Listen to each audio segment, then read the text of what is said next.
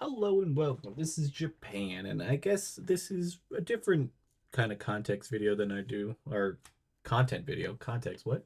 Um, but we always have this PWI 250, or I think it's like 500 for the men's, 250 for the women's, and they released it, and I honestly, I saw it and I digested it, and I was like, oh, I don't think this is anything of what I would have put. So I figured, hey, why don't we look at the top 10 women's wrestlers, and we'll see who I would have switched out and where I would have put some of these other people, I guess. So let's start right off the bat with Athena at 10. I think that's way too low for Athena. Athena's had a amazing ROH run, and she's still going with it. She's a pretty solid wrestler when it comes to like pretty much going against anybody. Like she has one of those styles that gels really well, and I think she's definitely top five. I mean, it's kind of crazy that she is on ROH, which there's nothing wrong with that, but like she's not even on AEW's main channel anymore or main brand. But I feel like she's probably, well, I mean, I would say probably she's definitely the highest rated AEW ROH talent that I have on my list personally. So I think Athena definitely should be five. Next up is Marissa May, or I always call her Marissa, but like that's definitely not her name. Mariah May. I don't know. I've probably said that a million times, and she's had a great year. So Mariah May definitely feels like she should be somewhere around here. I definitely don't have her at nine. I'm gonna be honest that she's probably a little bit lower than that. I probably have her. I don't know if I even have her in the top 20 to be honest. I mean, she's had a great year getting the women's championship, but I think overall her matches are just they're okay.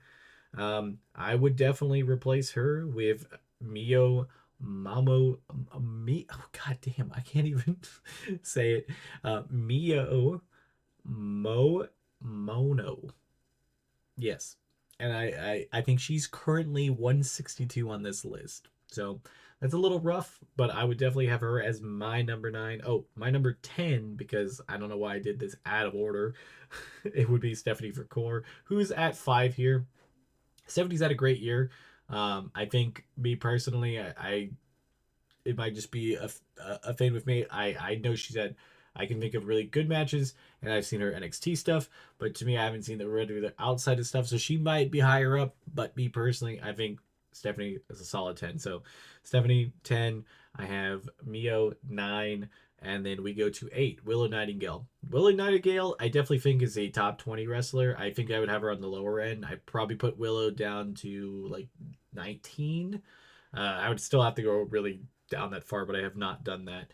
I would personally replace her with Maki, yeah, and which is 4 on this list. So I put her down a little bit lower. I feel like Maka. God, why am I bad with the names? I don't know. You would think I'd be better knowing more of the Japanese wrestlers if I'm going to cover them. Maybe I'll get really better this year. I personally have her 8. I think she's had an up or down year with some of her matches, but overall, I think she's been a solid wrestler. I like her a lot. She got that Kitsune vibe. I'm a Kitsune, so I definitely think she's one of my favorite, but I would put her at 8, and I would put Willow down to 19. Next up is Bailey at 7. I don't think I've really ever been a Bailey fan. It's one of those things. Bailey is a really solid wrestler, good in ring worker, good mic worker, but to me, just not really my cup of tea. I'd still have her probably in my top 20. I just don't really know exactly where I'd put her, maybe like 15. And it's mainly just because maybe me personally, I'm not a big Bailey fan, but I can at least acknowledge that she's really good and she does a great job. So I would have her easily replaced with Julia. I'd put Julia right there. Julia had a great year. Julia's a great wrestler. I probably have her a little bit higher. For a year was a little bit better, but she was fighting injury a lot of it. This is kind of like one of those things like where you kind of put the year into a factor, but you also have to put in just the skill and the aura, everything. So like the list is always going to be construed. So I would personally put Julia at 7, put Bailey back down, and I think overall pretty decent area to put her. Next up, we have Sari at 6. It is way too low for Sari. Sari would be free. I honestly feel like Sari could possibly be 1 or 2 because she's had a phenomenal year, getting championships after championships. The only reason is I really hard stuck on my 1 and 2 that she goes to free for me. But I definitely think if she continues what she's doing, she's easily going to be either 1 or 2 next year. She's had a great year. Marigold champion. She what is it? Sakaban champion. She just has had great matches. Great matches was against Julia at the Marigold event. That was like the last big one before Julia left. So I would have to put her at 3 for me, and definitely move her up from 6. Now, my 6 is Utami, which is another Marigold wrestler. She had a phenomenal match against Io Sky back in. I would definitely say it's like top 3 matches of the year in my eyes, if not higher. I could definitely probably. I'm gonna probably do a video on it, so I don't want to spoil exactly the positioning of Sari. But she's had a great year. She has a big match against Sari coming up for the title, and I think she should win it and bring Marigold into another new year of just their second year around. And I think it will definitely be the person to put the belt on. So I have Utami at 6. We already know my 5 was Athena. I would swap her out basically with Stephanie. I feel like it's just kind of one of those things. I think Stephanie will be higher up next year in my thing. Stephanie is still one of my like.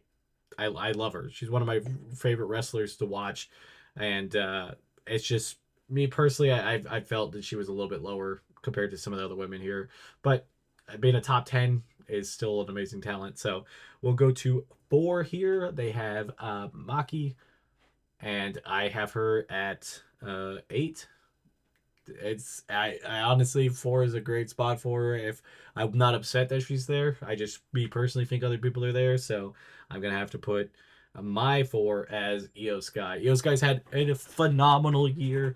I would probably put her higher if she could have maybe captured a championship. I just feel like she was underutilized in some parts of the year, but she's had amazing matches. I go back to that Utami match. She just had a great match with Liv Morgan. It wasn't the greatest that I've ever seen, but I think that she's primed for probably a big year coming up, and she probably will crack that top 3 for me. But I think she's one of the best wrestlers on the WWE roster, and she's my 4th. So we already got the 3, which I put as Sari. Rhea Ripley, I would have to put back a little bit. The problem with Rhea Ripley, she's my favorite, like top 3 WWE favorite wrestlers.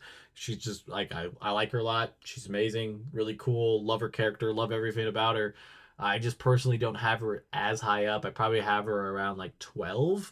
One, her last year, kind of a wash because of injuries. Right after WrestleMania, she's pretty much been out of commission and just stuck in a endless feud with Liv Morgan, which I'm not a huge fan of. So it kind of dampers her year stats for this year. So having her free on this is kind of insulting to some of these other wrestlers to a certain extent, because it's like if you're basing it off of just this year, she's definitely not the third best wrestler because she's not even put in over 10 matches this year, which is no bad thing to a certain extent if you're putting on great matches, but she hasn't had that many matches to really say like these are great matches. She's had what, 3 matches, 2 or 3 against Liv, one against Becky, and I think one against Nia at the beginning of Elimination Chamber at the beginning of the year. I don't know. It hasn't been a lot of matches in the one against Raquel. So I think putting her 3 is a little too high. I'd probably put her 12 just because she's still a dominant force. And when she wins that heavyweight title, hopefully they can build her back up and she would be a top 10 wrestler for me next year. Next up is Jordan Grace. I'm not going to discount her year. She's had a phenomenal year. I've never really been a Jordan Grace fan. Nothing against her, just not really my cup of tea. I probably would have her still in the top 20, probably at 20. She's had a great year, great knockouts champion. I hope she comes to the WWE because maybe seeing her on a more regular basis on stuff that I watch week to week, I think she would maybe be better. Just not really my kind of wrestler, so I'd have to put her in the 20. My number 2 would be AZM, which is crazy that she's like 126 on this list. I think I saw. I do not understand that. She is kind of young, so maybe that's maybe why, but she's already a 10-year vet because she's worked when she was like 12. She's just a phenomenal wrestler and she has that aura around her. She has some great moves, does great stuff out there, and she has such a long career ahead of her that like top tens are going to be her thing for like basically the rest of her career. I personally have her at two. I definitely she could have definitely fell to Sari's spot at three. I kind of went back and forth with Sari and her. I feel like Sari had a better year, but I feel like the talent that a 22-year-old possesses is just insane that I could not have her at my number two. So AZM number two. Next up is Tony Storm at one. The problem with Tony Storm at one here for me is one, she just was on the pre-show for AEW. Like she's definitely fallen off the rest of this year because she lost the title and they're doing gimmick changes and all of that. The timeless Tony Storm gimmick wasn't bad. I thought overall pretty good gimmick. I think it cooked well enough in certain areas, but again, just not really my cup of tea when it came to her wrestling. I feel like she's phenomenally talented, but it's just not like out of the rest of my top 10, I wouldn't have her there. I don't even know if I'm honestly, I'd put her in my top 20. I would have to really hash out a top 20 list because it was hard for me to get 10. Um, but I didn't care about her as much, and I think that's a lot to do with the AEW storytelling that she had one major feud and a few minor feuds, and it just really felt like not a lot of it mattered to me. And well, my number one, which is crazy that she's at the bottom of this list right here, is Mayu at 14. They have her at 14. I don't understand that.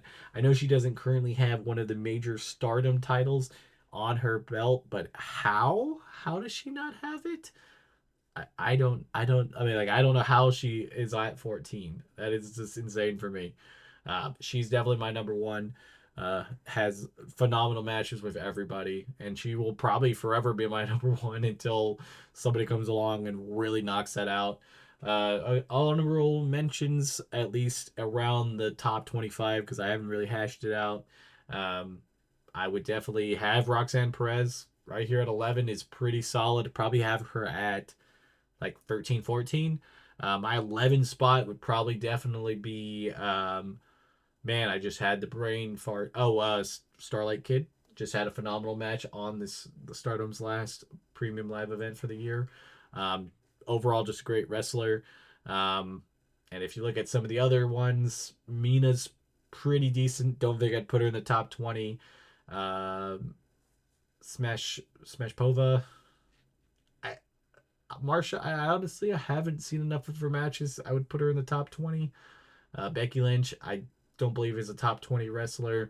She's great. I like Becky a lot, but talent wise, I think that everybody else is here. And then you got Lyra Valkyrie at 20, which I love Lyra Valkyrie. I think she's a really good wrestler, but a top 20 wrestler right now at her age does not feel right when you have other people like Tam should be up higher. Karashita should be a little higher. That's just because of lack of matches. Bianca Belair should be higher. Chris Statlander should be higher. Natsuporia should be higher. Jade Cargill should be higher. There's a lot of people here that should be higher.